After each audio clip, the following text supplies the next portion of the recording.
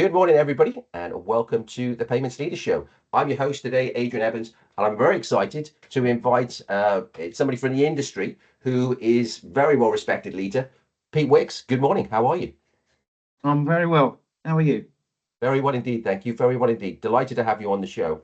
I know we've been trying to get into the diary for some time, Yeah. but you're very well recommended and delighted. First of all, a shout out to Sylvia Mensdorf-Puy for putting us together and connecting us. So a big shout out to Sylvia. Thanks very much indeed. So, as many of our audience know, on the Payments Leaders Show, we're about, obviously, our focus is the payments ecosystem. It's about leaders and their teams and sharing best practices about the human side of payments. That's really what we're about. We hear lots about AI. We're focused on the HR. We're focused on the human intelligence.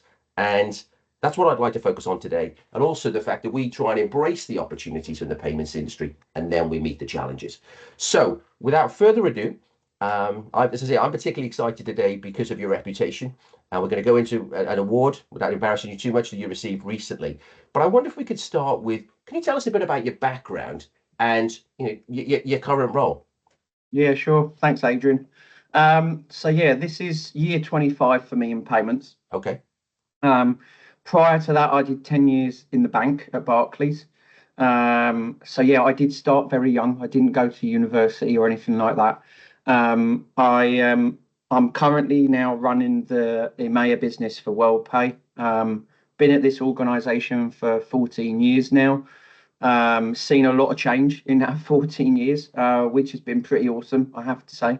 My main day-to-day role is leading an organisation through the investment in people and the growth in people to deliver outstanding results. Because financial results don't come by luck; they come by investing in people, and that's what myself and my leadership team. That's what we try to do every single day. We're trying to strive for that. That's me. Excellent, excellent. So you've been described, and there's a lot of people you obviously who know you in the payments industry. You've been described as a passionate payments person. So I wonder if you could share more about that with us. Why is that an accurate description of you, Pete? Yeah. Well, whoever said that, thank you. Um, I'm I'm like one of my kind of human traits is to be passionate about stuff. Right. I'm very much on focused on the positive. I'm not very good with people that are negative all the time.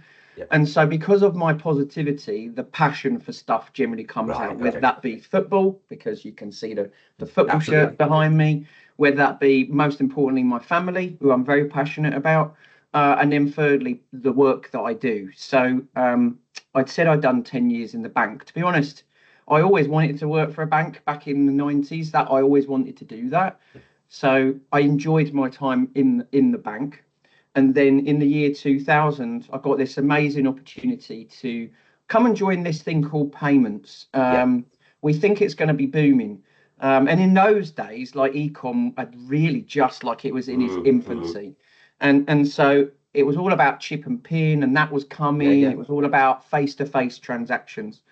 And so I kind of thought this is something that I could make a career of. To be honest, in the year 2000, I'm not sure that I ever really thought that 25 years later I'd still be doing it. Yeah. Yeah. Yeah. But because I am still doing it, that makes me really passionate about it. And I think I'll give a few examples of why it makes me passionate. One is you can never know everything about payments, right? Yeah. It's one of those industries that if anybody says they're like, I am the expert of payments, I think, like you're talking a load of rubbish. Like there are no experts, real true experts, because it's so diverse in its Yeah. nature. It's impossible to keep up with Yeah. Yeah. everything, right? I think payments is something that we do like every day. So you and I do it, our family does it, our friends do it. So working in an industry where Mm. we're actually doing something with a form of payment probably every day and Yeah. sometimes multiple times a day gives another reason to be passionate about the industry.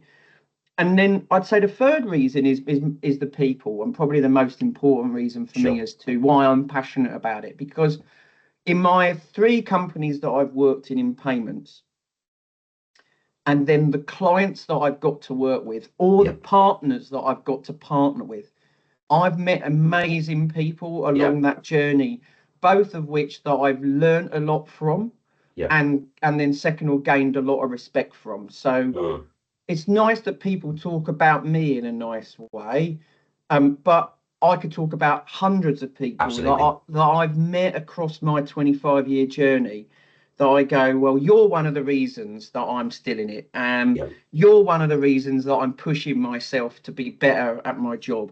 You're one of the reasons why I'm always trying to improve my leadership skills. So I am really, really passionate about payments.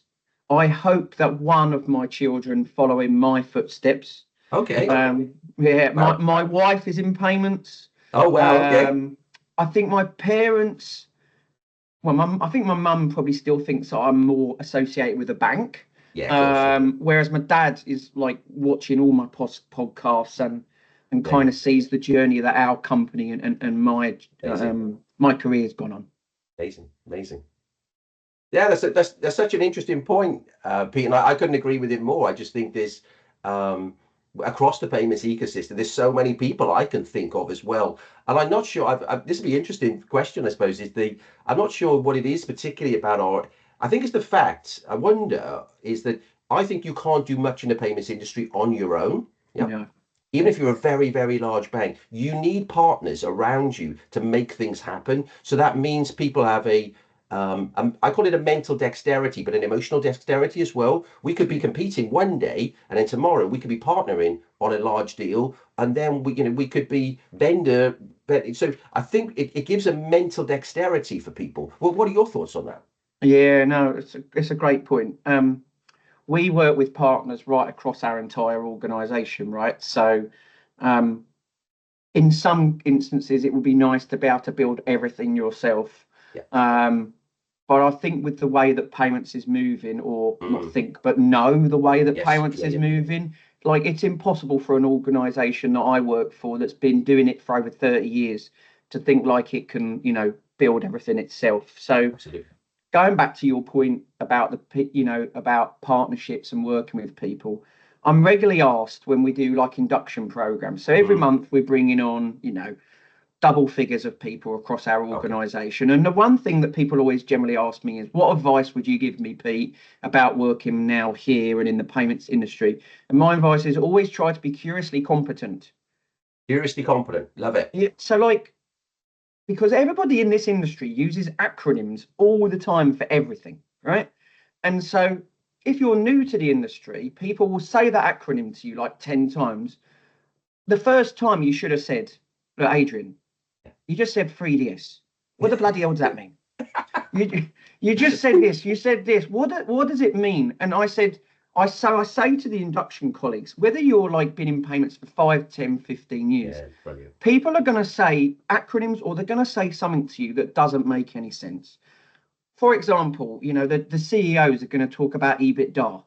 And now you might not want to embarrass yourself and go, what is EBITDA? So you get your phone out or you ask AI chatbot, Chat GPT, and say, what's EBITDA? Yeah. Well, wouldn't it be better actually if you just stopped in that presentation and said, Adrian, sorry, like you just mentioned EBITDA. I don't even know what that is. Like, oh, great. Now, it's not a sign of being weak in any way, shape, or form. Totally because I guarantee you, you'll be in that induction room with 10 other colleagues, and 8 or 9 of them are thinking exactly the same thing, but they don't want to be the one that stands out for what they might think is the bad reasons rather than the good reasons. So I'm always pushing people when the induction is late.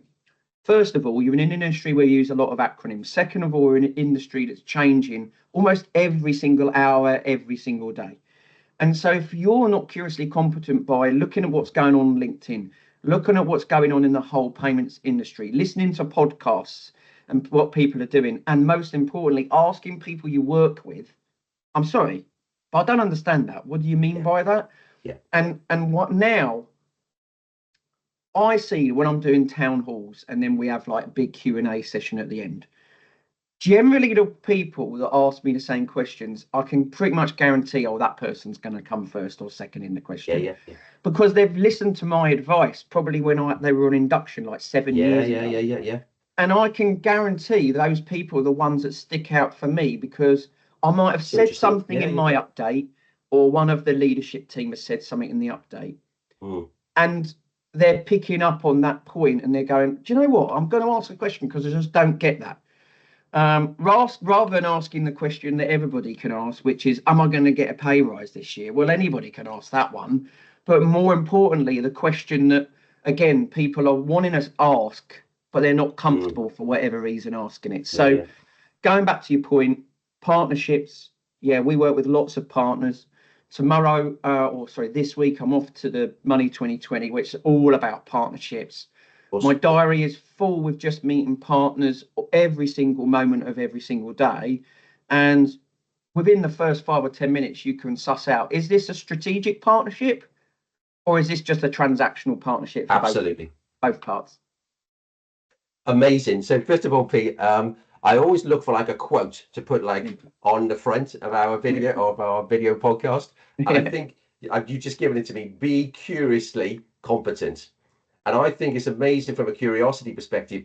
It's not that it's free, but it doesn't take a lot of effort to be curious.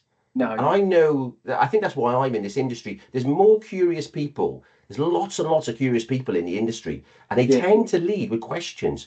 But I love what you said there as well, is as a leader, what you've done is you've given permission to those new people coming into your organization and saying, right, when you're listening to a town hall of mine or somebody else's, or when you're networking around the business or with ask them what, I don't know, there's a million and one, let's be honest, there's a million and one acronyms. Yeah. And I love the fact as well. So it's something we do in our business, just to share one thing with you, is obviously our business works with board directors and leaders, etc. I always say to them is, if you're going to use an acronym, pronounce it the first time. Yeah. Just say what it is the first time. Yeah. Because if your audience, and they should be listening, they'll pick it up. So I love the fact that you said to people, look, and then it's out the way. It's, I understand it. So I understand the context. And I love the vulnerability and the permission you've almost given people to ask effectively. Brilliant. Yeah, cool. Excellent. So recently, I don't want to embarrass you here, but this is, say Sylvia introduced us, and you were recently awarded a kindness award, so for being a kind leader. Now, so congratulations.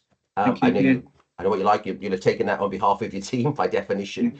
But what is because it wouldn't be an obvious one, but what is the connection for you and the relationship between being a kind leader and commercial success? No, that's great. Yeah, first of all, I was quite humbled. Not quite. I was very humbled to receive the award because I'm just trying to be myself, right? At the end of the day, or every moment of the work that I'm doing, I'm just trying to be Pete, who I am and who I've grown as a leader to be, right? And as a person. So the whole Kindness in Leadership is a program that's been led by a lady called Pinky Lalani. Yes. Who is like one of those people that that I've met in my leadership journey and my work journey that I'm like incredibly proud to know and quite inspired to know. She's also the founder of like Women of the Future, and that's like a global thing now. So again, another thing that I'm really proud to be involved with. So when I think about kindness in leadership, it's not about saying yes and being nice to everybody all the time. It's about being honest. It's about being vulnerable, and it's about being transparent. And so everybody can say, I'm an honest person. Right? Anybody can say that.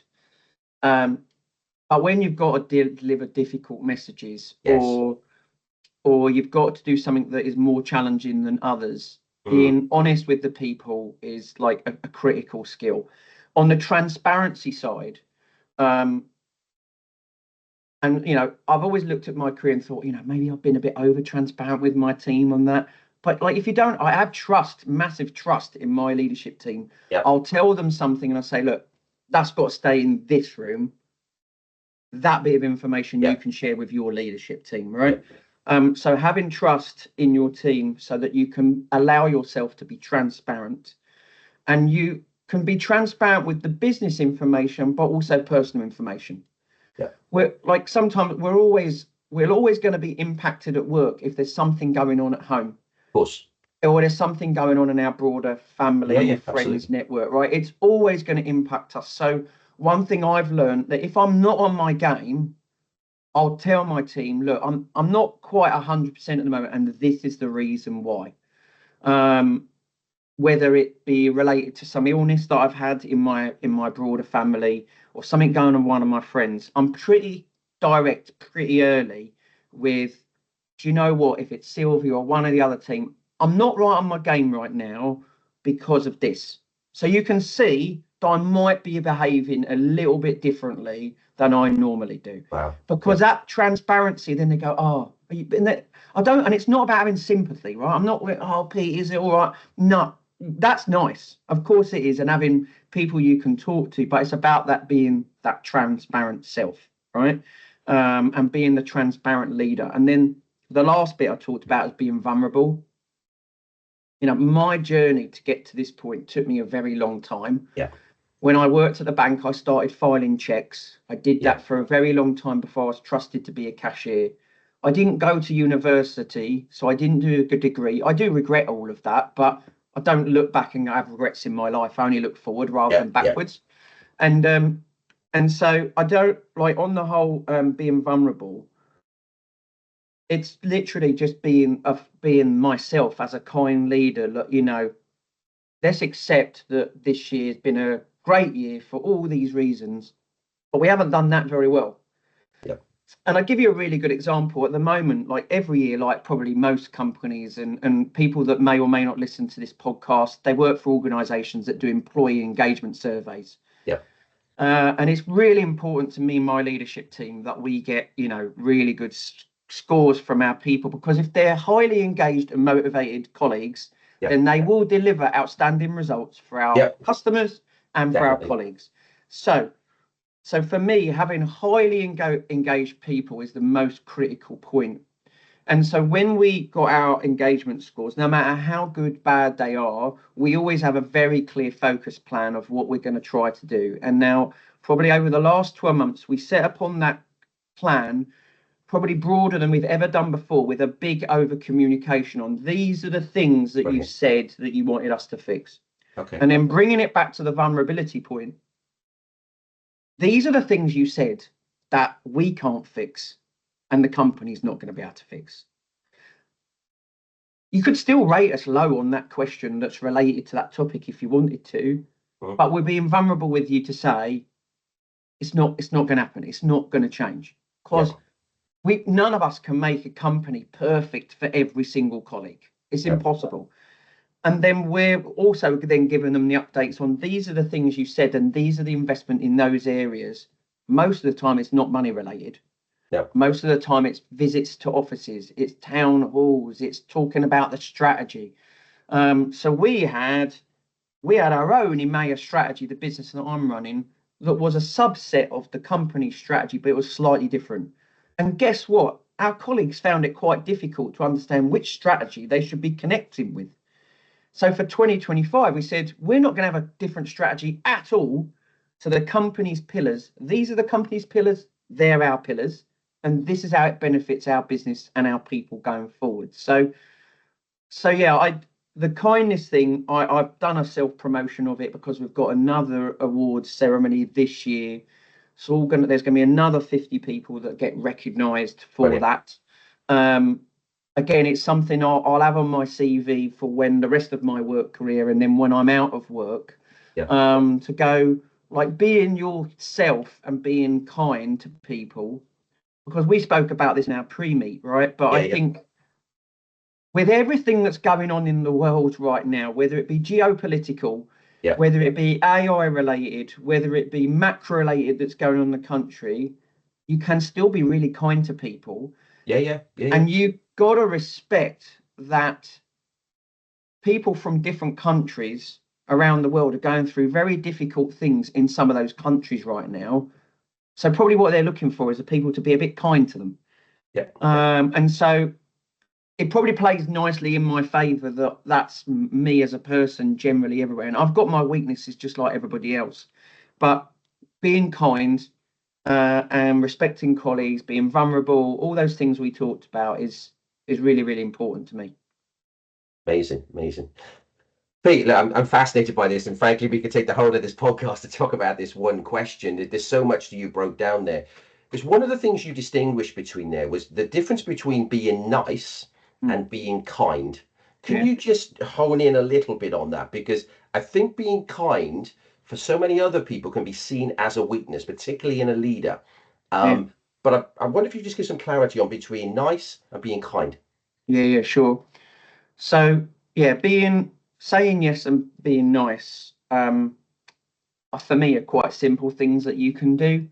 Yeah, But yeah, being kind. So making your moment as a leader when you have the ability to influence people at all kinds of levels. So I remember, to my point earlier, I started off my career in 1990 filing checks. I was a big junior in that major global bank. I would always try to talk to the people that were 7 or 8 levels above me. And thinking back to that time, some people found that quite difficult. Some people like respected it and would talk to me as a normal human being, and others would sort of go, "Well, who are you?" sort of thing. I yeah, don't yeah, need yeah, to yeah. talk to you, I've right? experienced something similar. Yeah, absolutely. Yeah. Yeah, and I think even now that can happen sometimes. When I look at my career, I've been fortunate to work with a lot of kind, professional, respected leaders on my journey. Amazing. And I've learned a lot of good things from the really good ones, and I've learned some very bad things from the bad ones. And when I think now, I'm like, when I'm in the office or I'm on a video call or thing, I'm trying to engage with everybody, and I'm just trying to be myself, and I'm not doing it for a show. I'm not doing it for an act. I'm not trying to. I'm trying to remember that that person in that sales team over there supports Leeds United, and then next time I see them, oh, congratulations, you got promoted, or how you Well done, feeling mate. Yeah, about it, or my biggest challenge the older I get is remembering people's names. Like I'm absolutely. really finding that hard. So like try and remember that person saying the big thing about teams is I get to see everybody's name so I can call them out. Makes it But easy. Yeah. I'm trying to, when even when we start the town hall, I see people's faces come up. I'll be like, "Oh, I see you, Joe. How you doing? How's things going? How did it go the other week?" Yeah. I try and remember bits about them, and I know Powerful. vast majority of leaders do that, but it's doing it with a genuine thing Interest. Yeah, yeah, yeah. and a genuinely kind thing. Are you doing it to show that you're a leader that can work with people at all different levels, or are you doing it because it's just you? And Yeah. as I say, I've been lucky to work with a lot of leaders still working today that are absolutely like that.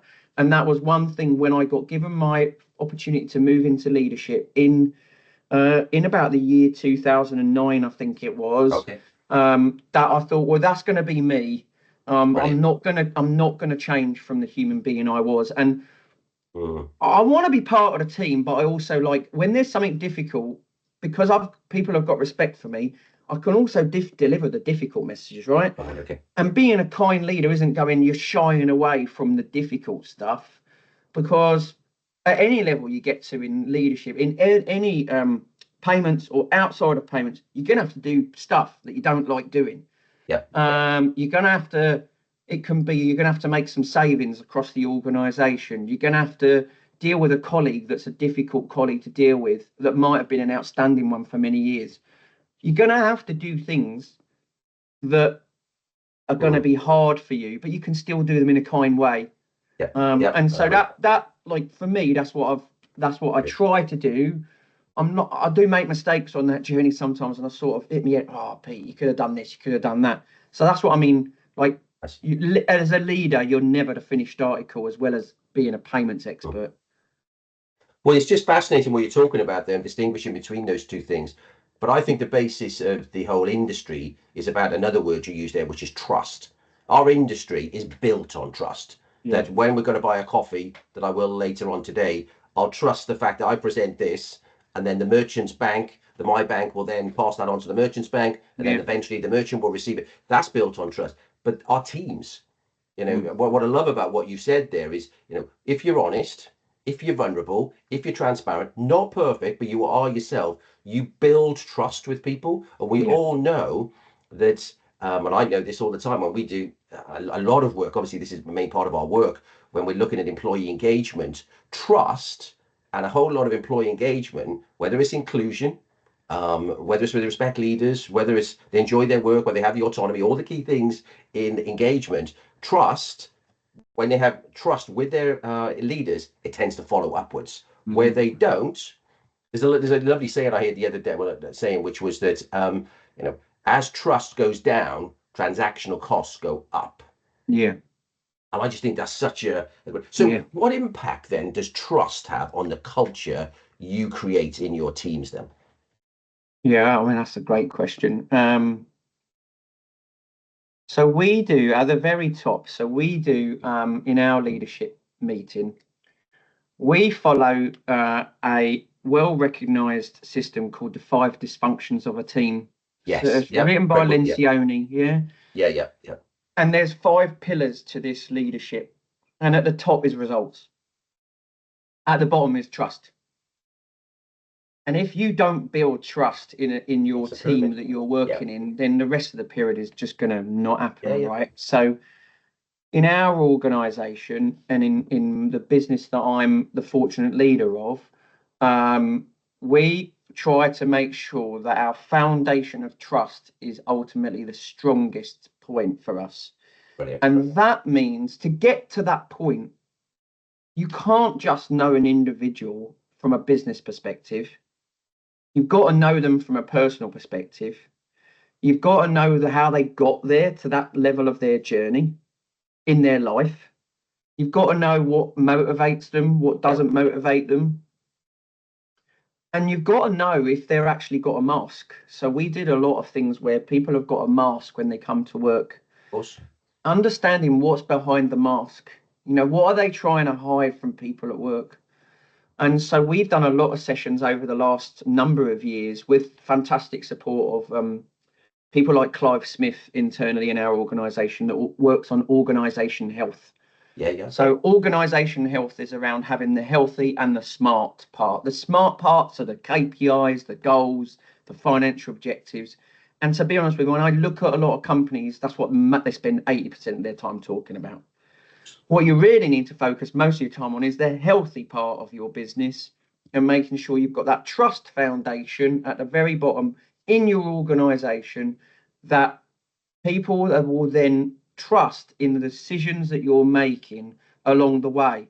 They might not like them, Adrian. They might not agree with them, but they trust you've gone through the right process in order to get to that decision, right? So like every business, our company is no different. It's got high growth ambitions in a super competitive industry with amazing fintechs that are bringing out loads of different products. And so our growth ambitions sometimes far exceed what, we think we can do, but we're super ambitious to grow, right? So if you can't achieve those financial objectives and those smart objectives, if you don't have the healthy right, absolutely. If you spend 80% of your time just pushing the result and pushing the KPIs and what are you doing here and what are you doing there, and not understanding the healthy dynamic of the team and how the team are feeling and thinking at the moment, you've got no chance on the financial stuff. And some leaders will go, I have run my business like that and it works absolutely fine. I'm guarantee you at some point in your journey, it will break. And at some point you have a terrible year and you're going to go, do you know what? I've spent so much time talking about the KPIs and objectives, having a monthly reporting call. Sometimes people do daily check-ins on their staff. What's going on here? If you end up over micromanaging your staff, you've lost all the trust in the team completely.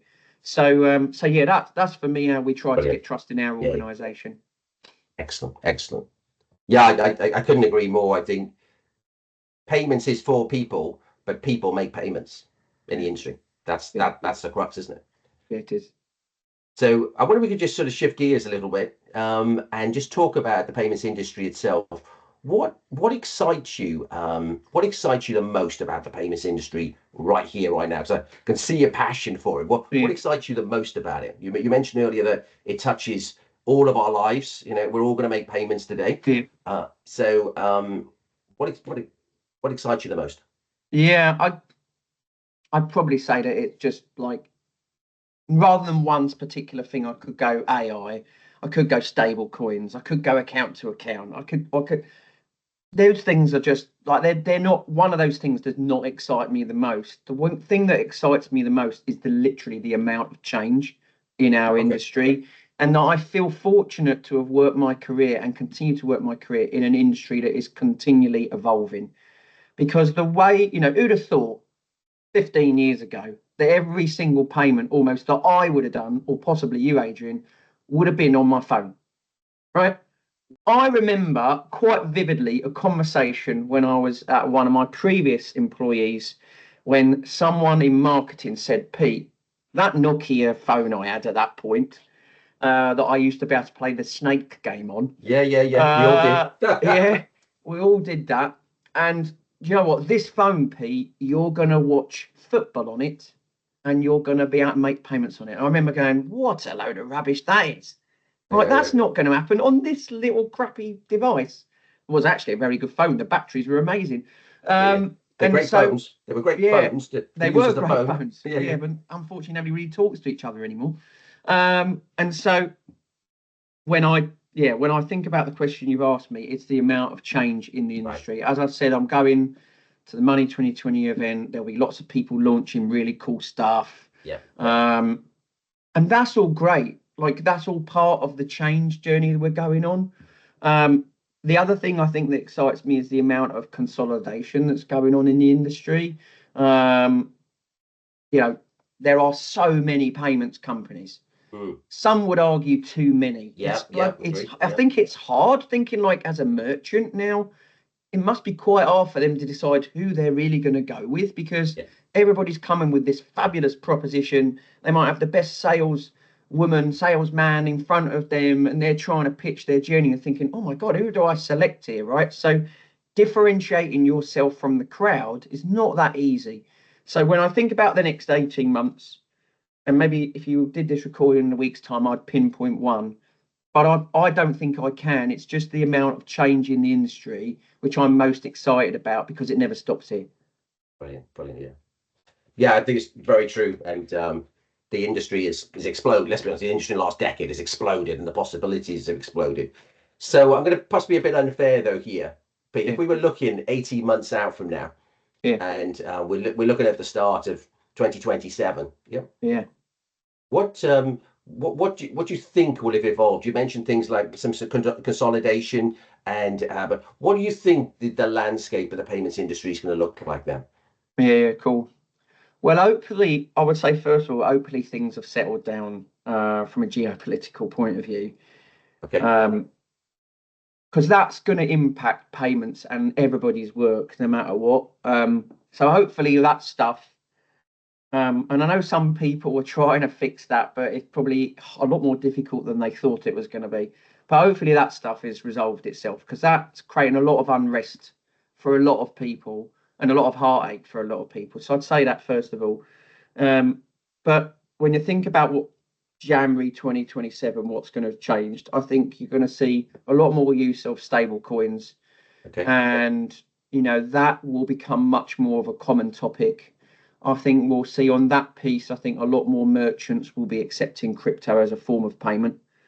We already, in our organization, we're already seeing a bit of demand for that, but I think the demand will have increased because it will enable the money flow a lot easier. The whole transaction process is a lot easier. So I do think, and I'm far from an expert on stable coins and crypto. I've got a colleague and colleagues that are far better experts than me. So they're really excited about that. So I feel excited about that. I think how people will have used AI to benefit their business rather than, what I think some people think, which is its replacement of humans. Yeah. I don't see that at all.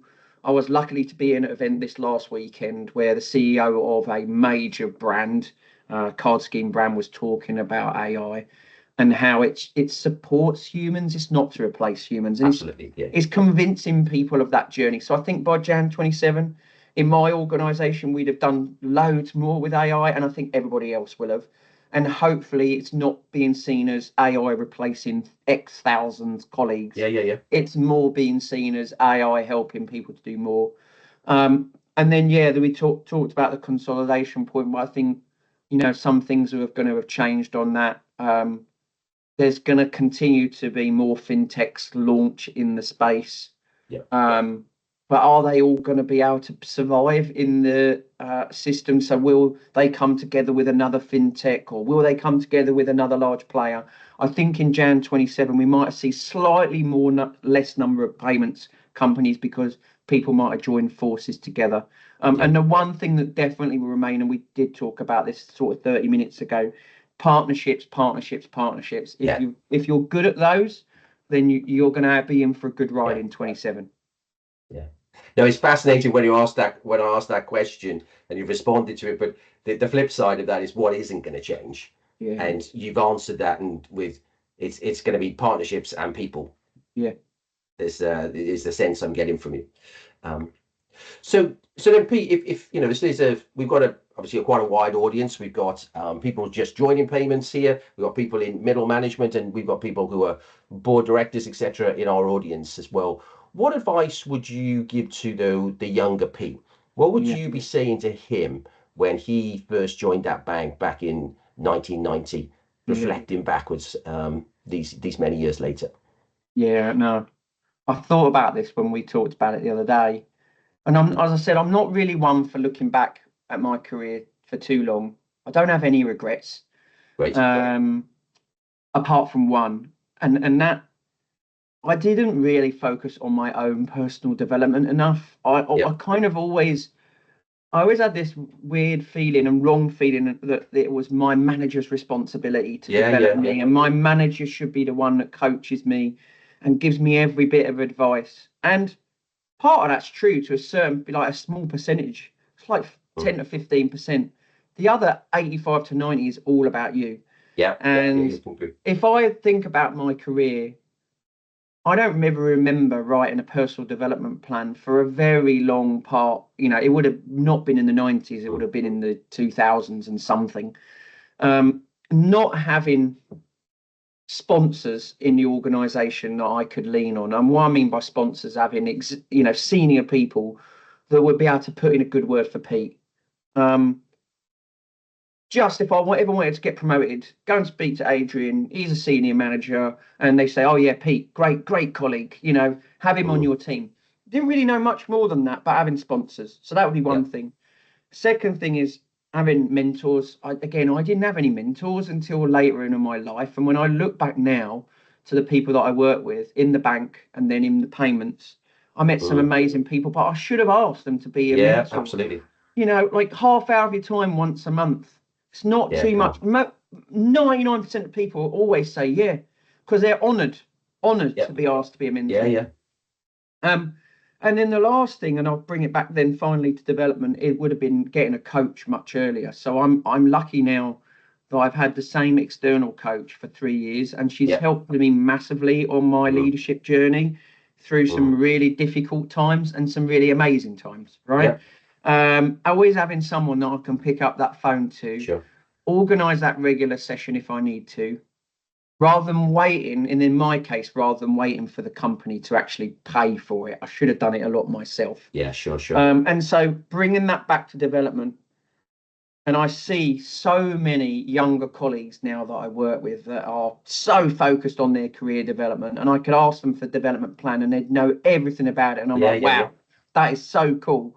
Yeah. And then I have others that just don't know what the next step is. They don't know where to go. And I find that difficult because I'm like, and then the normal excuse is I'm too busy to do my own development plan. And my answer would be, well, if you're too busy to do your own development plan, it's highly unlikely you're going to get the next job. Yeah. And by the way, nobody else is doing it for you, by the way. Nobody else is writing your development plan. Nobody else. They're not. And it's not their responsibility to. In our company, we've launched this amazing tool. In the first 3 weeks, about 13% of colleagues had taken up on it. And I'm like, oh, what? Come on. Like, it's grown a lot the last 3 weeks. I'm really happy with what the trajectory we're going on. But it kind of tells me there's still too many people that were my age when they started, or probably a little bit older, that are not focusing enough on themselves. If you want to achieve in your own career, only you can do it. Don't expect your company or your manager or your manager's manager to get you where you wanted to. It's all about yourself, and you can achieve whatever you put your mind to if you put your mind to it. Yeah. Yeah, obviously, thanks for sharing so many of those. And you just say there's no regrets with these, but there's things that are just reflectives for other people to look at. Obviously, I agree with all of that. We're an advisory business built on coaching, and I think the power we're about to the power. I think the very powerful to say don't rely on your line manager to steer your career. I did that myself for too long.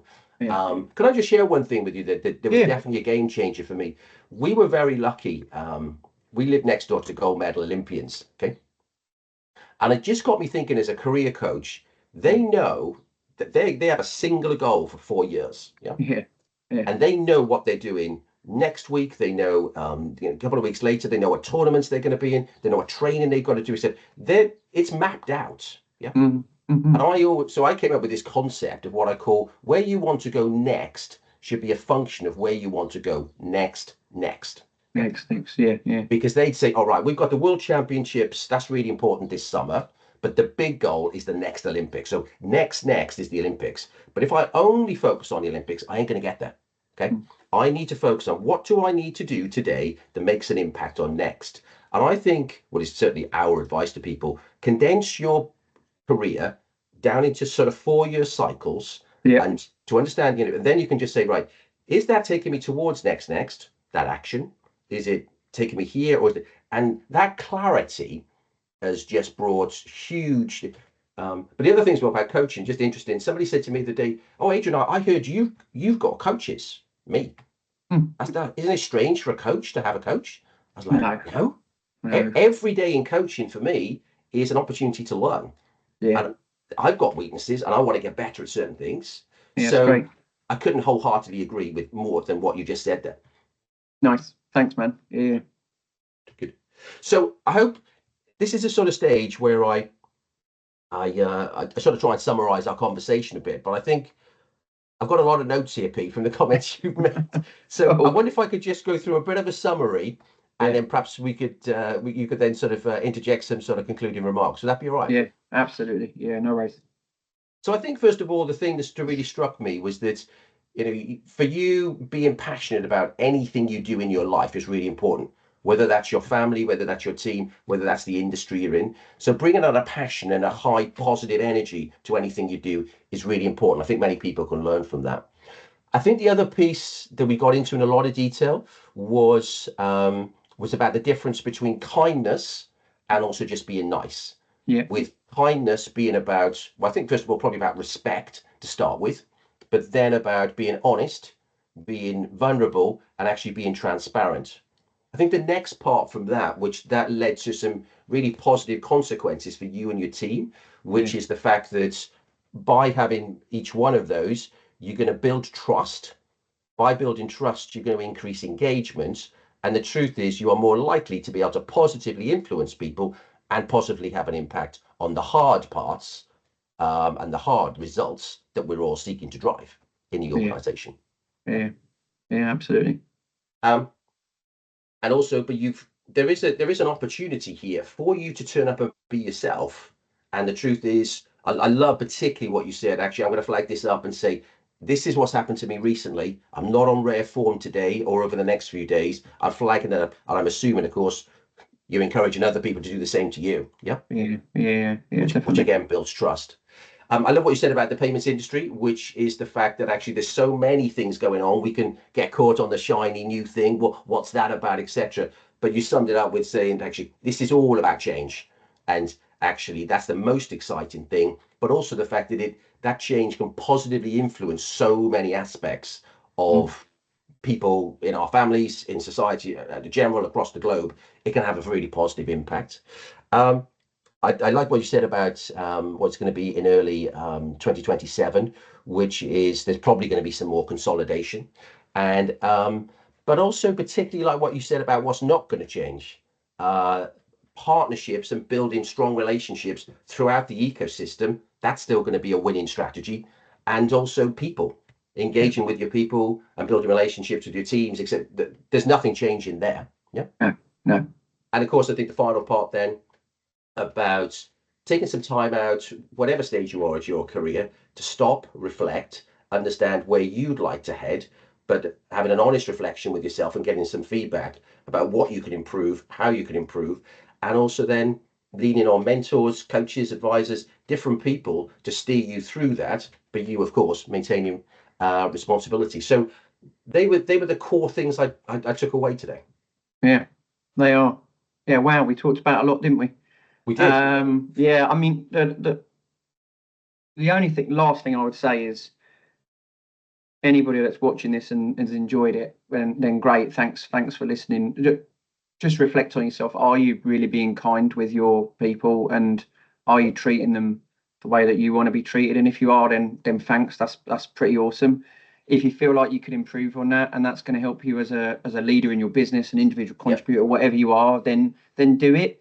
It's not hard. You don't have to pay any money for it. So just trying to be that kind person, because as I said, there's a lot going on in the world that is very difficult for people to deal with right now.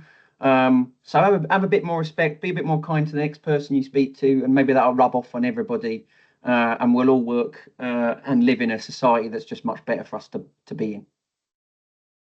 Hey, I've got nothing to add to that. I just wholeheartedly agree in every way. So I just want to say thank you very much for sharing your not just wisdom, but the whole of you. I just love the way that you've just been authentically you and just sharing that. So thank you very much indeed. I very much appreciate it. You're very welcome. Thank you for listening. Great chat.